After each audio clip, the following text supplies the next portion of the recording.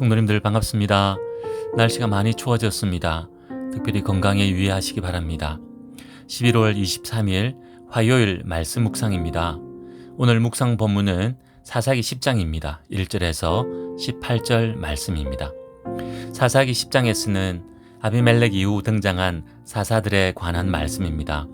사사 돌라와 야일을 짧게 소개합니다.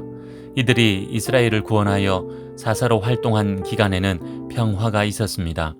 하지만 그 이후 또다시 이스라엘은 하나님 앞에서 심각한 우상 숭배의 죄를 저지르게 되고 그로 인해 하나님께서는 이스라엘 향한 징계의 매를 드십니다. 오늘 본문 1절 2절 말씀입니다. 사사 돌라에 관한 짧은 말씀입니다. 돌라는 이사갈 사람입니다. 돌라라는 이름은 벌레라는 뜻입니다. 아비멜렉은 나의 아버지는 왕이시다라는 뜻을 가진 이름이었는데 오히려 이스라엘에게 해로운 존재였습니다. 하지만 돌라는 보잘것없는 이름의 뜻을 가졌지만 이스라엘을 구원하는 유익한 존재로 쓰임받아 크게 대조되고 있습니다. 이때 이스라엘에 어떤 어려움이 있었는지 성경은 기록하고 있지 않지만 아무튼 큰 어려움으로부터 이스라엘을 구원하여 사사로 23년간 활동합니다. 그리고 죽어 3일에 장사되었다고 말씀합니다. 돌라는 이사갈 사람인데 에브라임 산지 3일에서 활동하였고 고향이 아닌 3일에서 죽어 장사되었습니다. 이를 두고 학자들 간의 해석이 극명하게 나뉘곤 합니다. 한편으론 고향을 떠나 사역지로 나아가 그곳에서 사명 감당하다가 죽은 사명자의 모습이라 평가하기도 하고 다른 한편으론 지켜야 할 자신의 기업을 버리고 이익을 따라간 모습으로 평가하기도 합니다. 계속해서 본문 3절에서 5절 말씀입니다. 사사 야일에 관한 말씀입니다. 야일은 이스라엘을 22년 동안 사사로 다스렸다고 말씀합니다. 특이한 것은 다른 기록은 없고 자신의 아들이 30명이었고 그들이 모두 나귀를 탔으며 각각 성읍을 가졌다고 말씀합니다. 이 말씀만으로도 상당히 부유한 생활을 했음을 알 수 있습니다. 그렇게 아들들에게 물려준 성읍들의 이름을 하봇 야일이라 불렀다 합니다. 야일의 동네라는 의미입니다. 대대로 부귀 영화를 물려주었다는 의미입니다. 이 말씀으로 당시 이스라엘이 번성했으며 평화로웠음을 알 수 있습니다. 이 모든 것은 하나님의 은혜였습니다. 돌라와 야일이 사사로 활동한 시기를 단순하게 합쳐도 45년이 됩니다. 적어도 이 기간에는 이스라엘에 큰 전쟁이 없었고 경제적으로도 번성했던 시기였음을 알 수 있습니다. 이 모든 것이 하나님의 은혜였습니다.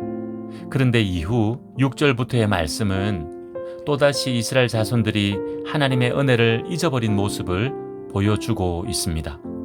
본문 6절에서 마지막 18절 말씀입니다. 6절은 이렇게 말씀합니다. 이스라엘 자손이 다시 여호와의 목전에 악을 행하여 바알들과 아스타롯과 아람의 신들과 시돈의 신들과 모압의 신들과 암몬 자손의 신들과 블레셋 사람들의 신들을 섬기고 여호와를 버리고 그를 섬기지 아니하므로 당시 이스라엘을 둘러싸고 있는 모든 이방 민족들의 온갖 잡신들을 섬기고 있음을 말씀합니다.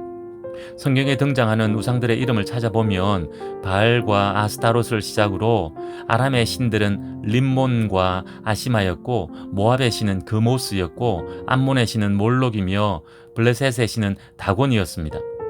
이스라엘 각 지파들은 자신들이 거주하는 지역과 가까운 이방 민족들의 우상들을 섬기며 그들의 문화를 받아들여서 하나님의 백성으로서의 정체성을 상실한 채 점점 하나님을 떠났던 것입니다. 평안과 번영의 세월을 이렇게 변질과 타락으로 보내버린 결과는 어떠했을까요? 이렇게 타락한 이스라엘 자손들을 향해 하나님께서는 또다시 진노하십니다. 7절 말씀입니다. 여호와께서 이스라엘에게 진노하사 블레셋 사람들의 손과 암몬 자손의 손에 그들을 파심해 서쪽으론 블레셋 사람들에게 동쪽으론 암몬 자손에게 이스라엘을 파셨다고 말씀합니다. 특별히 오늘 본문은 요단 동쪽에서 활동한 사사 입다의 등장을 소개하기 위해 암몬 자손의 억압 중심으로 소개하고 있습니다. 암몬 자손이 요단 동쪽의 길앗에 거주하는 이스라엘 자손들을 억압하다가 이제는 요단강을 건너와서 베냐민과 에브라임 족속과 싸웁니다. 이스라엘 자손은 동서로 계속되는 이방 족속의 침략과 억압에 고통이 심해졌습니다. 이스라엘 자손은 고통이 심해지니 자신들의 잘못을 깨닫고 하나님께 부르짖기 시작했습니다. 10절 말씀입니다. 이스라엘 자손이 여호와께 부르짖어 이르되 우리가 우리 하나님을 버리고 바알들을 섬김으로 주께 범죄하였나이다 하니, 이렇게 부르짖는 이스라엘 자손들에게 하나님께서는 베푸신 구원의 은혜를 기억하게 하십니다. 애굽 사람으로부터, 아모리 사람으로부터, 암몬, 블레셋, 시돈, 아말렉, 마온 사람들로부터 너희를 구원하였음을 잊었냐고 책망하십니다. 그러시면서 진노의 마음을 13절, 14절 말씀을 통해 나타내십니다. 너희가 나를 버리고 다른 신들을 섬기니 그러므로 내가 다시는 너희를 구원하지 아니하리라. 가서 너희가 택한 신들에게 부르짖어 너희의 환난 때에 그들이 너희를 구원하게 하라 하신지라. 구원하지 않겠다 하십니다. 우상에게 가서 구원해 달라고 하라 하십니다. 충격적인 선언을 하고 계십니다. 하나님의 책망하심에 이스라엘 자손들은 우리가 범죄하였습니다 라고 회개하며 징계를 달게 받겠다고 고백합니다. 그러면서 구원의 은혜를 간구합니다. 그리고 이방 신들을 제하여 버리고 다시 하나님을 섬기며 나아갑니다. 진정으로 회개한 모습을 본 하나님께서는 이스라엘 자손들을 향해 애가 타는 마음으로 바라보십니다. 16절 하반절입니다. 여호와께서 이스라엘의 곤고로 말미암아 마음에 근심하시니라. 13절에서는 구원하지 않겠다 하신 하나님께서 이스라엘 자손들의 회개를 보시고 16절에서 애끓는 마음으로 그들을 바라보십니다. 이제 오늘 본문 17절, 18절에서는 이스라엘 자손과 암몬 자손이 대치하고 있는 일촉즉발의 상황을 통해 새로운 사사를 세우셔서 그들을 구원하실 하나님의 은혜를 기대하게 합니다. 사사기 10장을 통해 우리는 어떤 하나님을 만나게 됩니까? 그렇습니다. 그의 백성을 사랑하시는 하나님을 만나게 됩니다. 그의 백성을 사랑하시는 하나님, 그의 백성에게 평안과 형통의 은혜를 베푸시는 하나님.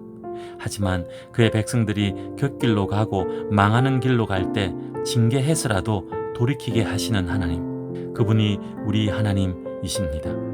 그리고 이스라엘 자손들을 통해 우리의 모습도 발견하게 됩니다. 특별히 하나님의 은혜를 너무 쉽게 잊어버리는 모습 말입니다. 모든 것이 하나님의 은혜요. 그 은혜가 지금도 여전히 넘치고 있는데, 그래서 평안하고 형통한 것인데, 평안하고 형통할 때 그 은혜를 잊어버리고 내 노력으로 그렇게 된 것이냐, 세상의 도움으로 그렇게 된 것이냐, 하나님 아닌 다른 무엇으로 그렇게 된 것이냐, 마음을 하나님에게서 다른 것들에 두는 우리의 모습은 오늘 본문에 등장하는 이스라엘 자손들의 모습과 똑같습니다. 그래서 영적으로 늘 깨어 있기 원하며, 만약 하나님을 떠나 있다면 빨리 깨닫고 회개하여 돌이키는 우리들 되기 원합니다. 그렇게 하는 것이 살 길이기 때문입니다. 점점 추워지는 이때 우리의 삶에는 하나님의 은혜가 더욱 풍성하게 부어져 하나님의 은혜의 온기로 살아가는 오늘 하루 되기 원합니다. 기도하겠습니다. 하나님 아버지, 또다시 하나님의 은혜를 잊어버리고 우상 앞으로 나아간 이스라엘 자손들을 통해 우리의 모습을 돌아봅니다. 우리에게 그런 패역한 모습이 있다면 깨닫게 하셔서 회개하고 돌이키는 저희들 되게 하옵소서. 은혜 주실 때 더욱 믿음으로 살게 하시고 믿음의 모습 전하게 하옵소서. 예수님의 이름으로 기도하옵나이다. 아멘. 오늘은 한국교회와 그리스도인들을 위해 기도하는 날입니다. 오늘 본문의 이스라엘 자손처럼 하나님의 은혜를 잊어버리는 한국교회와 그리스도인들이 되어서는 안 될 것입니다.